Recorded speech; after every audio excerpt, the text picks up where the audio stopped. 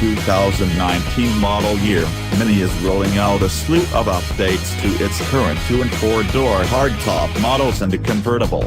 It's a very modest revision in most respects. From the front, the only real changes to the headlights. The LED running lights that encircle the main lighting element now illuminate in a full circle, and that full circle flashes amber to function as a turn signal. The sides are also virtually unchanged, but coming around to the back you'll find the most obvious change. No longer are the taillights simple rounded rectangles with circles inside. Now the lighting elements are fully LED and in the shape of the Union Jack, the British flag. It's executed well, but it's a little silly.